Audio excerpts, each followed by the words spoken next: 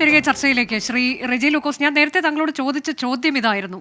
ഇപ്പോൾ 3 വർഷമായിട്ട് ഓഫർ ഉണ്ട് എന്നൊക്കെ പറഞ്ഞ് ഇരിക്കുമ്പോഴും ഇതിപ്പോൾ കൃത്യമായി ഉണ്ടാകുന്നത് എപ്പോഴാണ്? ലോക്സഭാ തിരഞ്ഞെടുപ്പ് അടുത്തിരിക്കുന്ന അതിൻ്റെ പടിവാതിൽക്കൽ എത്തി നിൽക്കുമ്പോഴാണ് ഈ ഒരു തീരുമാനത്തിലേക്ക് അവർ കടക്കുന്നത് എന്നുള്ളതാണ്. ആ സമയത്തെടുത്ത തീരുമാനം CPIM-നെ അല്ലെങ്കിൽ LDF-നെ സംബന്ധിച്ച് ഏതെങ്കിലും തരത്തിൽ സന്തോഷകരമാണോ എന്നതാണ് ഞാൻ ചോദിച്ചത്.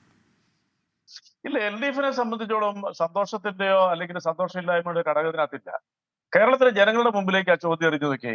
കോൺഗ്രസ് എന്ന് പറയുന്ന രാഷ്ട്രീയ പ്രസ്ഥാനത്തിന് ഇനി ആരെങ്കിലും വിശ്വസിക്കും? മതേതരത്തിൽ വിശ്വസിക്കുന്ന ഏതെങ്കിലും ഒരു വ്യക്തി കേരളത്തിലെ ജനങ്ങൾ ഇനി ഇവരെ വിശ്വസിക്കും? കാരണം ഇവരുടെ നേതാക്കന്മാര് അരുഞ്ഞിക്കറിയാൻ കഴിഞ്ഞ 6 ദിവസം കൊണ്ട് ഇന്ത്യയിൽ അറിയപ്പെടുന്ന പ്രമുഖരായിട്ടുള്ള ദേശീയ നേതാക്കൾ 53 പേരാ ഈ രാഷ്ട്രീയ പാർട്ടിയിൽ നിന്ന് രാജിവെച്ച് കോൺഗ്രസിലേക്ക് പോയിരിക്കുന്നത്. അതിൽ ഗുജറാത്ത് നിലവിലത്തെ PCC വൈസ് പ്രസിഡന്റ് ഉണ്ട്, മുൻ PCC അംഗമുണ്ട്.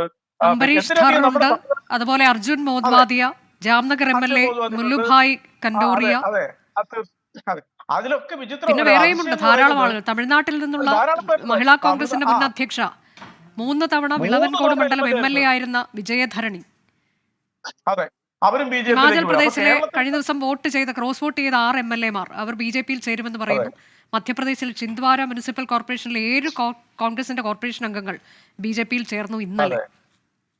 അതെ, അത് തന്നെയല്ല, ഹിമാചൽ പ്രദേശിലെ PCC പ്രസിഡന്റും അവരുടെ മകൻ, മന്ത്രിയുമായ മകൻ, ഇപ്പൊ താൽക്കാലിക അഡ്ജസ്റ്റ്മെന്റ് ആണെങ്കിലും അവര് BJP-യിലേക്ക് പോകും എന്നുള്ളത് ഏതാണ്ട് ഉറപ്പായി കഴിഞ്ഞാണ്. BJP നരേന്ദ്രമോദിനെ പുകഴ്ത്തിക്കൊണ്ട് ആ വനിത PCC പ്രസിഡന്റ് ഒരു പോസ്റ്റ് ഇട്ടിട്ടുണ്ട് അവർ പരസ്യമായിട്ട്. അത് കൂടാണ്ട് തന്നെ നമ്മൾ ഏറ്റവും കൂടുതൽ അതിശയിക്കേണ്ടത് കേരളത്തിലെ ഇത് സംഭവിക്കുന്നില്ല.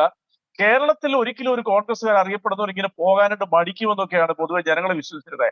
പക്ഷെ അന്ന് ഞങ്ങൾ പറയുമായിരുന്നു ഇവർ പോകും, ഇവർ പോകാനുള്ള എല്ലാ സാധ്യതയുണ്ട്. ഇപ്പൊ പുറത്തു വന്നിരിക്കുന്നത് ബിന്ദു കൃഷ്ണയുടെ ഒരു ആരോപണമുണ്ട്. അതിനു മുമ്പായിട്ട് ശോഭാ സുരേന്ദ്രൻ പറഞ്ഞൊരു കമന്റ് ഉണ്ട്. അത് അല്പം നർമ്മമാണെങ്കിൽ അത് പറയാതിരിക്കാൻ പറ്റില്ല.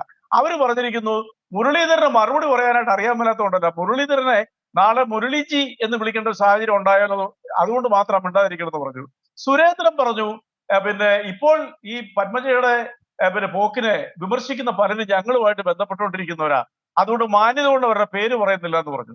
അതിലൊക്കെ കട്ടിയായത് കേരളം ഒരിക്കലും കേൾക്കാൻ പാടില്ലാത്ത രീതിയിലുള്ള ഒരു വാക്കെന്ന് കേട്ടു. നമ്മൾ രാഷ്ട്രീയപരമായ രീതിയിൽ വിമർശിക്കും, പക്ഷെ അതിനൊക്കെ ഒരു സംസ്കാരത്തിന്റെ ഒരു പരിധിയുണ്ട്. യൂത്ത് കോൺഗ്രസിന്റെ സംസ്ഥാന പ്രസിഡന്റ് അവര് എനിക്ക് തോന്നുന്നു അവര് ജനിച്ചപ്പോ ഇയാൾ ജനിച്ചിട്ടുണ്ടോ എന്നൊന്നും തോന്നുന്നില്ല. രാഷ്ട്രീയം എന്തായാലും ആട്ടെ, പൊളിറ്റിക്കലി അവരിനി തന്തയില്ലാത്ത സ്ത്രീയാണെന്നൊക്കെ ഉള്ള വാക്കുകളൊക്കെ പരസ്യമായിട്ട് പറഞ്ഞു. ഞാൻ ഒരു കാര്യം പറയട്ടെ, ഇന്ത്യയിലെ കോൺഗ്രസിന്റെ BJP ഏറ്റവും നിശ്ചിതമായിട്ട് വിമർശിച്ചുകൊണ്ടിരുന്ന 3 നേതാക്കളുടെ പേര് വേണം ഞാൻ പറയാം. വളരെ സ്ട്രോങ് ആയിട്ട് വിമർശിച്ചുകൊണ്ടിരുന്നവരൊക്കെ 2-3 നേതാക്കന്മാര്, അതായത് ദേശീയ തലത്തിൽ വിമർശിച്ചുകൊണ്ടിരുന്നത് ടോം വടക്കൻ ഉൾപ്പെടെ ഉള്ളവര്, അവര് BJP-യിലേക്ക് എത്തി. അപ്പൊ ഇതുപോലെ ഈ ഹാർഷായിട്ട് അഗ്രസീവായിട്ട് വിമർശിക്കുന്നവരാണ് ഏറ്റവും കൂടുതൽ BJP-യിലേക്ക് പോകുന്നത്.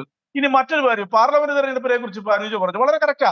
പാർലമെന്റ് തെരഞ്ഞെടുപ്പ് വക്കിൽ വന്ന് നിൽക്കുമ്പോൾ, പാർലമെന്റ് തെരഞ്ഞെടുപ്പിൽ വക്കിൽ വന്ന് നിൽക്കുമ്പോഴത്തേക്കും കോൺഗ്രസിനെ വെട്ടിലാക്കിക്കൊണ്ട് ഈ പത്മജ വേണുഗോപാലും ഇതിലേക്ക് ചേരുക എന്ന് പറഞ്ഞാൽ ഈ കോൺഗ്രസ് നേതൃത്വം അറിഞ്ഞില്ല എന്ന് അനുജ വിശ്വസിക്കുന്നുണ്ടോ? അതിനൊരു കാരണം ഞാൻ പറയാം. കേരളത്തിൽ RSS BJP മനസ്സുള്ള 2 നേതാക്കന്മാരായി ഈ കോൺഗ്രസിനെ നിന്ന് നയിക്കുന്നത്. ഒരാള് K. സുധാകരന, അദ്ദേഹത്തിന്റെ കഴിഞ്ഞ 1.5 വർഷത്തിനിടയിലുള്ള 3 പ്രസ്താവനകൾ കേരളം തിരിച്ചറിഞ്ഞു. എന്താ പറഞ്ഞേ? ഒന്ന് പറഞ്ഞു ഐ വിൽ ഗോ വിത്ത് BJP-യിലേക്ക്, ഞാൻ BJP-യിലേക്ക് പോകും വേണ്ടി വന്നാലെന്ന് പറഞ്ഞു. രണ്ടാമത് അദ്ദേഹം പറഞ്ഞു, അത് പറഞ്ഞത് 3-4 മാസം മുമ്പാ, ഞാൻ RSS ശാഖകൾക്ക് CPM-ന്റെ സംരക്ഷണത്തിൽ CPM-ന്റെ ഭീഷണിക്ക് സംരക്ഷണം കൊടുക്കാൻ RSS ശാഖകൾക്ക് ഞാൻ സംരക്ഷണം കൊടുത്തിട്ടുണ്ട് എന്ന് അദ്ദേഹം പറഞ്ഞു. പേര് വരെ പറഞ്ഞു. പിന്നീട് അദ്ദേഹം പറഞ്ഞാണ് ഏറ്റവും വിചിത്രം. അതായത് RSS-ന്റെ അനുഭാവികളായിട്ടുള്ളവരെ യൂണിവേഴ്സിറ്റിയായി ബന്ധപ്പെട്ട് തിരികെ കയറ്റാൻ ശ്രമിച്ചപ്പോൾ ഗവർണർ ഇദ്ദേഹം പറഞ്ഞൊരു വാക്കുണ്ട്, ഒരിക്കലും ഒരു കോൺഗ്രസ്സുകാരൻ പറയാൻ പാടില്ലാത്ത, അവർക്കും ഉണ്ട് അവകാശങ്ങൾ, അവരെ നോമിനേറ്റ് ചെയ്യുന്നതിന് എന്താ തെറ്റെന്ന് ചോദിച്ചു. അപ്പൊ ഒന്ന്. രണ്ടാമത് നമ്മുടെ പ്രതിപക്ഷ നേതാവിനെ കുറിച്ച്, കേരളത്തിലെ പ്രതിപക്ഷ നേതാവ് VD സതീശനെ കുറിച്ച് അദ്ദേഹം കഴിഞ്ഞ നിയമസഭയിൽ വരെ ഉണ്ടായിരുന്ന കാലത്ത് വലിയ പ്രതീക്ഷ ഉണ്ടായിരുന്നു. നല്ലൊരു പ്രതിപക്ഷ നേതാവും കറതീർന്ന ഒരു മതേതരവാദി എന്നൊക്കെ നമുക്ക് പ്രതീക്ഷ ഉണ്ടായിരുന്നു. വളരെ മിടുക്കൻ അദ്ദേഹം. പക്ഷെ അദ്ദേഹം ചെയ്തത് എന്താ? അദ്ദേഹം 2013-ൽ സവർക്കറുടെ ചിത്രത്തിൽ പൂജ. അപ്പൊ എന്റെ ചോദ്യത്തിനുള്ള ഉത്തരം താങ്കൾ ഇനിയും പറയുന്നില്ല. അതായത് വടകരയിലടക്കം, കുറച്ച് സമയമുള്ള അതുകൊണ്ടാണ്, വടകരയിലടക്കം ഇതൊന്നും ഒരു തരത്തിലും ബാധിക്കില്ല, അത് K. മുരളീധരനെ ഒന്നും ഒരു തരത്തിലും ബാധിക്കില്ല എന്ന് തന്നെയാണ് വിശ്വസിക്കുന്നത്. ശക്തമായി ബാധിക്കും, അതിശക്തമായിട്ട്. അതാണ് ഞാൻ ചോദിച്ചത്, LDF-ന് ഇതൊക്കെ സന്തോഷകരമായ കാര്യങ്ങളല്ലേ എന്ന് ഞാൻ ചോദിച്ചത്. അല്ലല്ല, അത് ജനാധിപത്യത്തിൽ തീർച്ചയായിട്ടും ജനങ്ങളുടെ ജനവിധി എന്താണെങ്കിലും അത് സന്തോഷിക്കണമല്ലോ. ഞങ്ങൾക്ക് സന്തോഷമല്ല, ഞങ്ങൾ അല്ലേ തന്നെ വടകര ജയിച്ചിരിക്കുക. കെ ശൈലജ ടീച്ചർക്കെതിരെ ഈ കെ മുരളീധരൻ വിജയിക്കുമെന്ന് അനുജിക്ക് ആത്മാർത്ഥം പറയാൻ പറ്റും? പറ്റിയല്ല. കെ ശൈലജ ടീച്ചർ അവിടുത്തെ പ്രവർത്തനങ്ങളിൽ വലിയ രീതിയിൽ മുന്നേറിയിട്ടുണ്ട്. തീർച്ചയായിട്ടും അത് വടകര മാത്രമല്ല. ഇന്നിപ്പോ ഭയന്ന് ബഹുമാനപ്പെട്ട ശ്രീമാൻ സാറിന്റെ സ്ഥലത്ത് ടി എൻ പ്രതാപൻ MLA അല്ലെ MP പിന്നെ കോൺഗ്രസിന്റെ ജില്ലാ നേതാക്കന്മാരുമായിട്ട് പരക്കം പാഞ്ഞ് വെളുപ്പിനെ തന്നെ കരുണാകരന്റെ ശവകുടീരത്തിൽ പോയി തിരികൊളുത്തിയിട്ട് തിരിച്ചു വന്ന് അവർ യോഗം കൂടി. എന്താ ഭയന്ന് വിറച്ചിരിക്കുന്നു? കാരണം ജനങ്ങൾ അതാണ് ശ്രീ എതിരായിരിക്കുന്നു. എൻ ശ്രീകുമാർ അത്തരത്തിലേക്ക്